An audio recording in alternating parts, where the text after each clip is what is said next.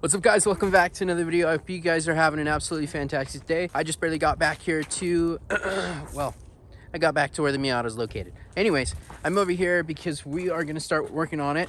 I can actually see it from here and you guys will see in just a second. Where do we leave off? I believe last time we worked on basically cleaning the interior of the Miata and starting to work on the paint. I want to show you guys a little bit of an update of what we actually did. For those of you guys who are new, be sure to subscribe if you guys like this channel. My name is Babo. We work on cars here. It's a family-oriented channel, and it's whatever comes through my life happens, basically. Anyways, let's show you guys the car.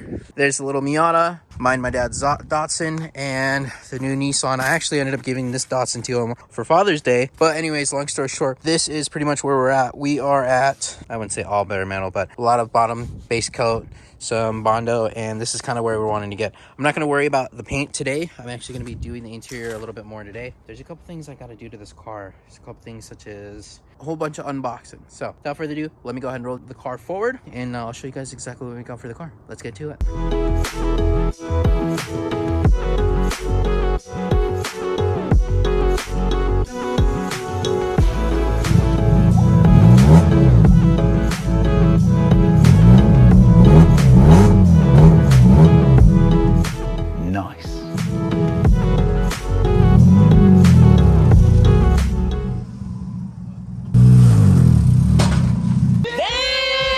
Alright, so I was just barely watching that last clip right here when I was going up this little tiny curb, and I noticed something.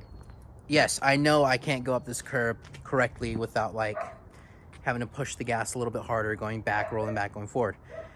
I apologize about the dog. I don't have the keys to let her out, otherwise I would. I noticed that this black mat down here actually ended up, when I hit the gas, it blew back, so that either means the rear wheels pushed it back, which I don't know because I need to check that, or the exhaust is broken, which it sounds like it. It sounds pretty loud. And as you can see, right about, yeah, oh my gosh, that's actually not normal.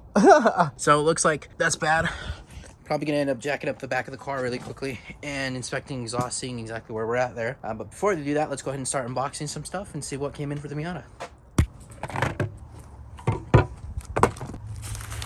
So it looks like 4 things have arrived. I do have another item that should be coming in. First couple things, the first one is gonna be this. I believe this is a steering wheel column. The key ignition goes right here where you insert the key, and the steering wheel goes here. I noticed that on that Miata, it actually does not have one. It'll basically go right there where that key ignition is, where my fingers are actually going in there. I do know that this actually goes right underneath here where all these wires are hanging once I fix it, and it pretty much goes like that. So it's pretty much the bottom steering wheel cover, steering wheel column cover. And the 2 other things that are missing on the car. Number 1, this guy, ta-da, all unwrapped. This is the gauge cluster hood. Basically, it goes right on top of the gauge cluster because, as you guys can see, we do not have any kind of hood and it looks pretty darn janky. So we're gonna go ahead and work on that today. The last but not least, we got this little guy. I don't want to break this because this is wood.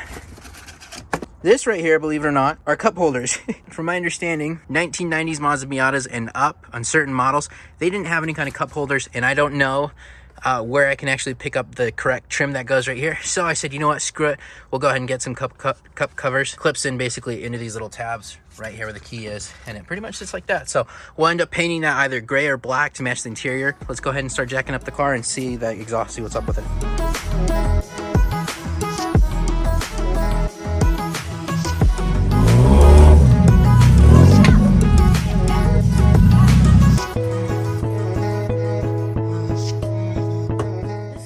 Exhaust system right here is totally jacked up.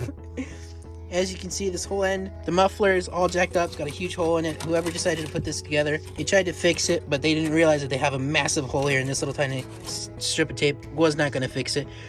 As I flip you guys around, I went ahead and I went all the way down to the catalytic converter. It doesn't look like it's having any issues, doesn't look like it has any holes. However, I do have an exhaust on order right now, so I've pretty much decided that, you know what, I'm gonna go ahead and cut from the cat to the muffler and take it out. That way, as soon as I get the actual exhaust in, probably in the next couple days, I can just go ahead and throw it in and call it good. So we're gonna work on that right now, and then we're gonna go ahead and jump on the interior. So I'll see you guys in just a second, and let's go ahead and get this thing removed.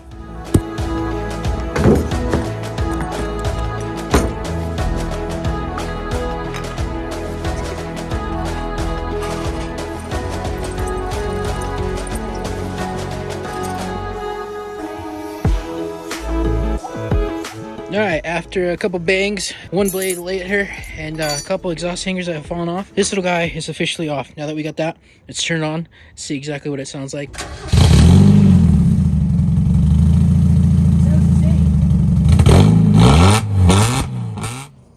Alrighty, so upon startup, it sounded the complete same, but the issue is that I didn't realize that as soon as you get on it, it is incredibly loud. So I immediately turned off the car. We don't want to make anybody angry, so we just wanted to, keep it cool.